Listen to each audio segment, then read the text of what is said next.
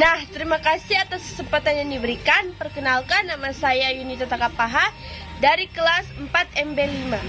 Saya akan mempresentasikan tentang SOAP atau Standar Operasional dan Prosedur Bank Indonesia, Bank Umum, dan Bank Perkreditan Rakyat. Nah, yang pertama saya akan menjelaskan tentang SOAP atau Standar Operasional dan Prosedur Bank Indonesia. Nah, SOAP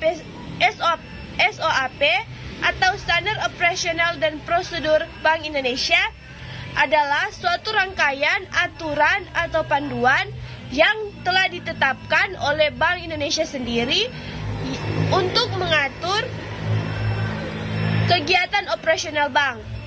Nah, teman-teman, SOAP Bank Indonesia mengoptimalkan efisiensi dan efektivitas kegiatan operasional bank. SOAP Bank Indonesia terdiri dari beberapa aturan dan panduan yang mencangkup berbagai aspek operasional bank.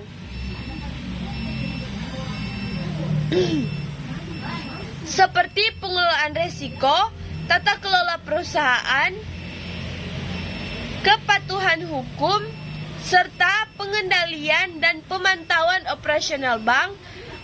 Beberapa aturan dan panduan yang termasuk dalam SOP Bank Indonesia antara lain: yang pertama, Standar Akuntansi Keuangan atau SAK yang berisi panduan tentang menyusun laporan keuangan bank yang akurat dan transparan. Dan yang kedua, Standar Pengendalian Intern Bank atau SPI yang berisi panduan tentang pengendalian intern dan pengelolaan resiko dalam operasional bank. Dan yang ketiga, Standar Pelaporan Bank atau SPB yang berisi panduan tentang pelaporan kegiatan operasional bank kepada Bank Indonesia.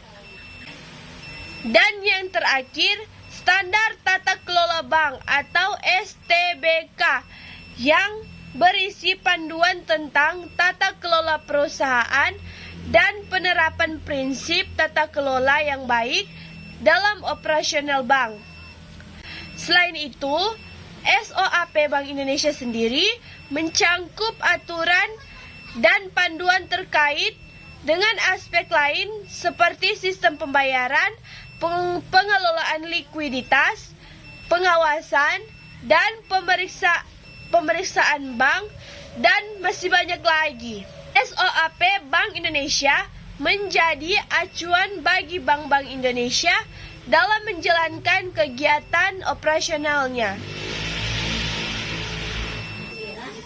Nah, bagi bank-bank yang melanggar aturan atau panduan dalam SOAP Bank Indonesia dapat dikenakan sanksi atau tindakan penegakan hukum yang ditetapkan oleh Bank Indonesia sendiri. Sebaiknya, bank yang berhasil mematuhi aturan dalam panduan SOAP Bank Indonesia dapat memperoleh kepercayaan dan dukungan dari pihak regulator dan masyarakat dalam menjalankan kegiatan bisnisnya. Yang kedua, bank umum. Nah, bank umum ini adalah jenis bank yang umumnya beroperasi untuk memfasilitasi kebutuhan keuangan masyarakat, perusahaan, dan instansi pemerintah. Bank umum biasanya menawarkan berbagai produk dan layanan perbankan seperti rekening giro, tabungan deposito, kredit, kartu kredit, dan layanan pembayaran. Bank umum dapat dibedakan menjadi dua kategori. Yang pertama, bank umum konvensional, dan yang kedua, bank umum syariah. Bank umum konvensional beroperasi berdasarkan prinsip-prinsip ekonomi Nah, sedangkan Bank Umum Syariah beroperasi berdasarkan prinsip-prinsip syariah Islam. Tugas utama dari Bank Umum adalah mengumpulkan dana dari nasabahnya untuk menjalankan dana tersebut kepada pihak lain dalam bentuk kredit atau investasi. Bank Umum sendiri juga bertanggung jawab untuk menjaga keamanan dana nasabah dan memberikan layanan yang berkualitas kepada nasabahnya. Nah, selain itu, Bank Umum juga memiliki peran yang sangat penting dalam menjaga stabilitas sistem keuangan dari pertumbuhan ekonomi suatu negara. Bank Umum juga mempengaruhi kebijakan moneter dan memainkan peran penting dalam menggerakkan roda perekonomian melalui pemberian kredit dan investasi. Untuk menjalankan kegiatannya, Bank Umum diawasi dan diatur oleh otoritas yang berwenang seperti Bank Indonesia atau BI dan Otoritas Keuangan atau OJK. Nah, Bank Umum juga diwajibkan untuk memenuhi persyaratan modal minimum melalui standar operasional dan prosedur SOP yang telah ditetapkan oleh regulator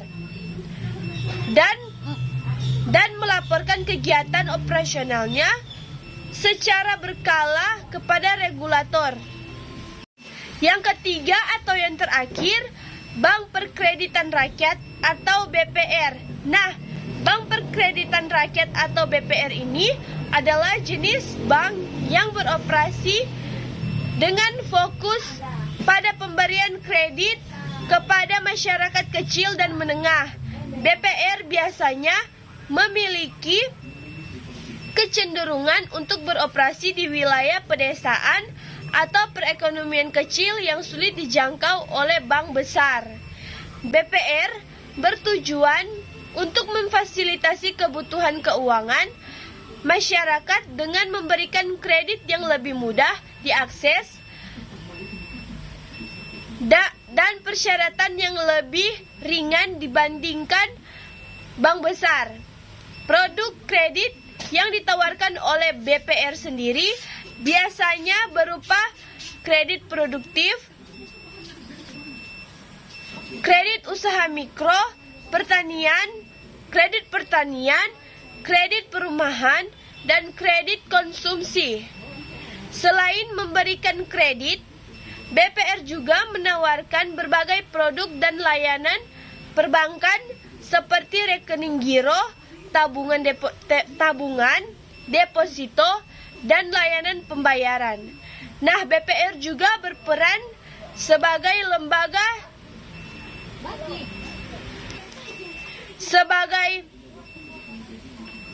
lembaga intermediasi keuangan dengan mengumpulkan dana dari nasabah yang meminjamkan kepada pihak lain dalam bentuk kredit. BPR sendiri diawasi oleh Otoritas Jasa Keuangan atau OJK dan Bank Indonesia atau BI. Untuk memastikan keamanan dan stabilitas sistem keuangan, BPR juga diwajibkan untuk memenuhi persyaratan modal minimum dan mematuhi standar operasional dan prosedur atau SOAP yang telah ditetapkan oleh regulator. Perbedaan utama BPR dengan Bank Umum adalah target pasar dan ukuran operasional. BPR berfokus pada masyarakat kecil dan menengah serta wilayah pedesaan dengan perekonomian kecil dan perkotaan kecil. Sedangkan Bank Umum berfokus pada nasabah korporat, perusahaan, dan masyarakat yang lebih luas. Selain itu, ukuran operasional BPR lebih kecil dibandingkan dengan bank umum. Terima kasih. Sekian dari presentasi saya. Terima kasih.